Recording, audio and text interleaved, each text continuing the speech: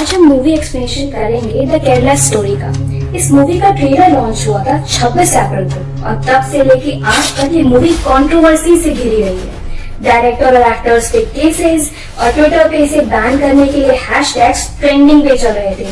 तो ऐसा क्या है इस मूवी में, आइए जानते हैं। मूवी की शुरुआत इंट्रोगेशन रूम से होती है, जहाँ पे एक लड़की ऑफिसर्स को बताती है कि वो इंडिया से वहाँ कैसे पहुँची। फिर हमें वही लड़की बुर्का पहने एक आदमी के साथ गाड़ी में कहीं जाते हुए दिखती है। आगे चेक पोस्ट पे वो रुकते हैं और थोड़े पैसे देने के बाद वहाँ से निकल जाते हैं और उनका सफर जारी रहता है। वापस इंट्रोगेशन रूम में हमें दिखाया जाता है कि ऑफिसर्स उस लड़की को बोलते हैं कि तुम खुद सीरिया जाना चाहती थी और अपने देश के खिलाफ जंग करना चाहती थी। इसके जवाब में वो लड़की बोलती है कि इंडिया से निकली तो वो अपनी मर्जी से थी, पर ये सब एक प्रोग्रामिंग के तहत हुआ है, जैसे कोई अदृश्य रिमोट उसे कंट्रोल कर रहा है। वो अकेली इसका शिकार नहीं बनी, बल्कि हजारों लड़कियों के साथ ऐसा हुआ है। वहीं दूसरी तरफ उनका सफर रुकता है अफगानिस्तान के हिंदू कुश माउंटेन रेंज के एक गांव में। वहां पहुंच के वो दोनों किसी के घर में रुकते हैं और वो उस घर की औरतों से बात करके अपने घर को याद करने लगती है। Kerala, heaven on earth. Shalini 2 साल पहले केरला में थी अपने परिवार के साथ। उसकी माँ और दादी, वो अपने कॉलेज के लिए अपने घर से दूर जाने वाली है और उसकी माँ और दादी उसकी फिक्र कर रही हैं, पर उतनी ही सपोर्टिव भी है। फिर उनके कुछ happy moments as a family दिखाए जाते हैं। फाइनली वो अपने कॉलेज पहुंचती है, जिसकी बाहरी दीवारों पे एंटी इंडिया स्लोगन्स और पेंटिंग्स बनी हुई थी। वो अपनी रूममेट से मिलती है, पहली निमा जो कि एक क्रिश्चियन है, दूसरी गीतांजलि जो कि एक हिंदू है और तीसरी आसिफा जो कि एक मुस्लिम है। ये सब फिर एक कॉलेज प्रोग्राम अटेंड करते हैं, जहाँ पे कोई अननोन पर्सन आसिफा को छोड़ के बाकी तीनों की पिक्स ले रहा था और बाद में वो वही फोटोज किसी दूसरे आदमी को दिखाता है। इंट्रोगेशन रूम में उसे ऑफिसर से पता चलता है कि शालिनी नाम की लड़की एग्जिस्ट ही नहीं करती। उससे पूछा जाता है कि उसने आईसिस कब ज्वाइन किया और बदले में वो बताती है कि उसने आईसिस क्यों और कैसे ज्वाइन किया, कैसे एक नर्सिंग स्टूडेंट को सुसाइड बॉम्बर में बदला गया। उसने अपने आगे के सफर में कई चीजें देखी, सताए हुए बच्चे और औरतें, लोग जिन्हें टॉर्चर करके मार दिया गया था। वो फिर पहुंचते हैं आईसिस के हाइड आउट शाहबाद, जहाँ पे वो इशाक से बोलती है कि वो अपनी माँ को कॉल करना चाहती है, पर वो मना कर देता है ये कह के कि उनका कॉल ट्रेस हो जाएगा। उनके साथ आया आदमी उनको वहीं छोड़ के चला जाता है। उन्हें एक गंदा कमरा मिलता है और दोनों साफ सफाई में लग जाते हैं। बाद में इशाक उसके साथ इंटीमेट होने की कोशिश करता है, पर वो मना कर देती है क्योंकि वो प्रेग्नेंट है। वो उससे बोलती है कि इस्लाम जबरदस्ती अलाउ नहीं करता, पर वो नहीं मानता और जबरदस्ती उसके साथ इंटीमेट होती है। कहानी वापस कॉलेज डेज में जाती है, जहाँ पे चारों लोग डिनर के लिए बाहर जाने वाले हैं। आसिफा किसी से फोन पे बात करती है और उन्हें अच्छे से बिहेव करने को बोलती है। फिर वो लड़कियों से कहती है कि उसे बीच पे किसी काम से जाना है और उसके कजिन्स नीचे वेट कर रहे हैं, तो वो पहले बीच पे एंजॉय कर ले, फिर डिनर पे चलेंगे। आसिफा के कजिन्स रमीज जो कि एमबीबीएस कर रहा है और अब्दुल जो कि एक बिजनेसमैन है। रमीज बहुत अच्छे से बात करता है कि कैसे वो फॉरेन में जाके ज्यादा पैसे कमाना चाहता है ताकि वो ज्यादा से ज्यादा लोगों की हेल्प कर सके, और ये बात शालिनी को बहुत इम्प्रेस करती है। वो सब बीच पे जाके एंजॉय करते हैं। लड़कियां डिनर पे जाती हैं, पर लड़के बाद में आने का कह के चले जाते हैं। डिनर करने से पहले आसिफा और निमा प्रे करती है और एक डिस्कशन होता है, जिसमें आखिर में आसिफा बोलती है कि बिना प्रे करे खाना खाना पाप होता है, और तभी लड़के आ जाते हैं और वो सब डिनर एंजॉय करते हैं। वापस जाते वक्त उन चारों में हेवन और हेल को लेकर के बातें होने लगती हैं। आसिफा बोलती है कि पाप करने वालों को दोज़ख की आग में जलना पड़ता है और वो आग इस धरती की आग से 70 गुना ज्यादा गर्म होती है। उसके हिसाब से जो भी इस्लाम में बिलीव नहीं करता उसको दोज़ख की आग में जला दिया जाता है, और क्योंकि वो सब नॉन बिलीवर है तो अब अल्लाह ही उन्हें बचा सकता है। फिर ईद के टाइम पे वो सब आसिफा के घर पे जाते हैं, जहाँ पे आसिफा के घर वाले बहुत ही काइंड और हॉस्पिटेबल थे। वहाँ पे रमीज और शालिनी के बीच में नजदीकियां बढ़ती हैं और गीतांजलि और अब्दुल भी करीब आते हैं। कहानी अफगानिस्तान की तरफ आती है, जहाँ इशाक ट्रेनिंग के लिए जाता है और शालिनी बुर्का पहन के घर से बाहर जाती है। वो रोड पे एक औरत को मरते हुए देख के डर जाती है। उन लोगों ने उसे गोली इसलिए मारी क्योंकि वो अकेली बाहर आई। फिर वो कुछ लोगों को इकट्ठा हुए देखती है और वहाँ पे एक औरत का हाथ काटा जाता है और एक आदमी का सर। ये देख के वो बेहोश हो जाती है और पता चलता है कि उस औरत और उसके पति को ये सजा मिली क्योंकि उस औरत ने लिपस्टिक लगाई और उसके पति ने उसे ऐसा करने दिया। वो एक औरत शाजिया के साथ घर की तरफ आती है जो कि सजा देने वाले की बीवी है, इसलिए वो अकेले घूम सकती है। कहानी वापस आसिफा पे जाती है। वो दो आदमियों से मिलने आई थी और वहाँ रमीज, अब्दुल और दो और आदमी थे। फिर उन्हें एक वीडियो दिखाया जाता है जिसमें किसी तरह के ड्रग्स एम्फेटामिन के बारे में बात हो रही थी जो उन्हें भूख, प्यास और नींद से बचाएगा। फिर वहाँ बैठा एक आदमी उन लड़कियों को वो दवा देने को बोलता है, उन्हें आइसोलेट करके उनसे फिजिकल रिलेशंस बनाना और उन्हें प्रेग्नेंट करने को बोलता है। दूसरा आदमी उन्हें पैसे दे करके जल्दी से जल्दी काम खत्म करने को बोलता है। अगले दिन गीतांजलि, नीमा और शार्ली मॉल में जाते और उनके जाते ही आसिफा फोन पे किसी को तैयार रहने को कहती है। मॉल में कुछ आदमी उन तीनों का पीछा करते हैं और एक आदमी गीतांजलि को गलत तरह से टच करता है जिसकी वजह से उन सब में झगड़ा हो जाता है। वो सारे आदमी उन तीनों को मारते हैं और सबके सामने उनके कपड़े फाड़ देते हैं, पर कोई भी उनकी हेल्प नहीं करता। आखिरी में एक बुर्खा पहने औरत आके उनको ढकती है। जब वो सब अपने हॉस्टल में बैठी थी तब आसिफा बोलती है कि ये सब उनके साथ ना होता अगर वो हिजाब पहनती, क्योंकि हिजाब पहनने वाली किसी भी लड़की के साथ ऐसा कुछ नहीं होता। वो बोलती है कि गॉड के बेटे को जब सूली पे लटकाया जा रहा था तो गॉड ने क्यों नहीं बचाया, तो ऐसा गॉड तुम्हारी हेल्प कैसे करेगा। गीतांजलि और शालिनी रमेश के यहाँ जाते हैं जहाँ पे वो दोनों गुस्सा होने का नाटक करते हैं और जब शालिनी बोलती है कि उन दोनों को अब नींद नहीं आती तो रमेश उन्हें दवा के नाम पे ड्रग्स दे देता है। धीरे धीरे करके दोनों ही हिजाब पहनना शुरू कर देती हैं। जब वो दोनों अपने बॉयफ्रेंड से इंटीमेसी को लेके बोलती हैं कि वो इस्लाम में शादी से पहले सही नहीं माना जाता तो रमेश उनको कन्विंस कर लेता है ये कह के कि रिश्ता निभाना है तो कोई खराबी नहीं है। तो बाद में वो दोनों फिजिकल रिलेशनशिप भी शुरू कर देते हैं। एक दिन कौन से गॉड बड़े हैं इसको लेकर डिस्कशन में शालिनी बोलती है कि भगवान शिव बड़े हैं, जिसपे आसिफा बोलती है कि वो भगवान जो अपनी वाइफ के मरने पे कॉमन मैन की तरह रोता है वो बड़ा कैसे हुआ। उसने भगवान राम को लेके बोला कि वो अपनी वाइफ को किडनैप होने से बचा नहीं पाए और उन्होंने बंदरों की मदद ली।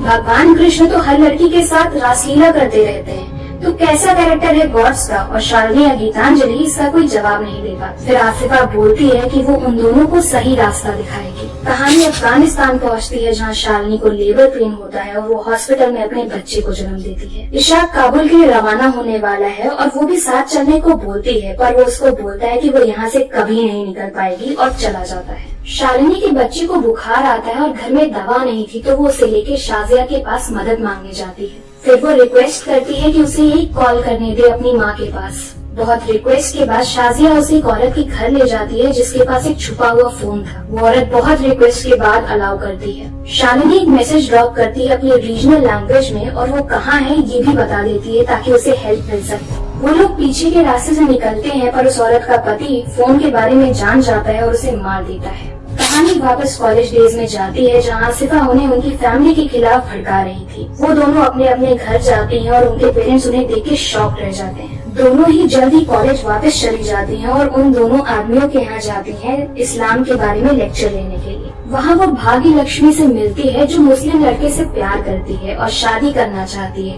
पर पेरेंट्स के मना करने पे यहाँ पे आई है और उसकी जैसी और भी लड़कियाँ यहाँ रहती हैं। वो बोलती है कि वो प्यार के लिए कुछ भी कर सकती है। तभी शालिनी को नौजिया फील होता है और पता चलता है कि वो प्रेग्नेंट है।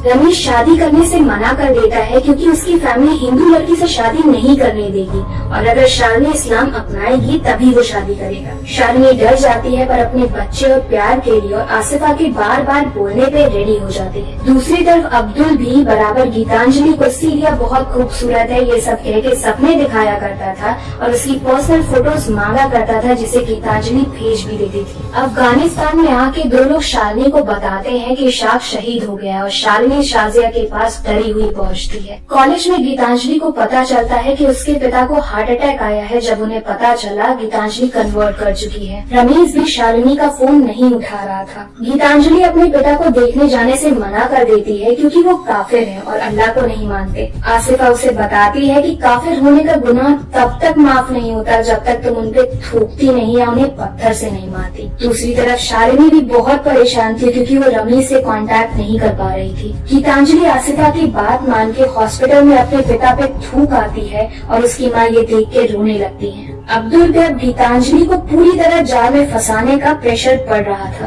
अब्दुल गीतांजलि को कॉल करके सीरिया चलने को बोलता है ताकि वो इस्लाम का परचम साथ में बुलंद कर सके, पर गीतांजलि मना कर देती है। दोनों में बहस होती है और अब्दुल गीतांजलि को बर्बाद कर देने की धमकी देता है और बदले में गीतांजलि उसकी इम्पोर्टेंसी की बात लाती है और बोलती है कि उसे पहले रियलाइज हो जाना चाहिए था कि ये सब इन लोगों का एक ट्रैप है। अब्दुल को गुस्सा आता है और वो गीतांजलि की फोटोज को फैलाने की धमकी देता है। दूसरी तरफ शालिनी को ये आदमी बताता है कि रमीज अपने परिवार के साथ मालदीव्स भाग गया है और अगर उसे अपने बच्चे को जायज औलाद का दर्जा देना है तो वो इशाक नाम के आदमी से निकाह कर ले। ये सब होते हुए रमीज देख रहा था और मुस्कुरा रहा था। अपने बच्चे का सोच के शालिनी को हाँ करना पड़ता है। वहीं दूसरी तरफ गीतांजलि अपने घर वापस चली जाती है और वापस उस जगह ना जाने का बोलती है। शालिनी इशाक से निकाह कर लेती है। उसकी माँ उसे ढूंढते हुए आती है और उसको शादीशुदा देख के शॉक रह जाती है, पर वो तब भी बोलती है कि वो उसको और उसकी शादी दोनों को अपनाने को तैयार है, बस उन्हें अपनी बेटी वापस चाहिए। शालिनी कोई रिस्पॉन्स नहीं करती और अंदर चली जाती है और उसकी माँ को आसिफ अब बाहर छोड़ देती है।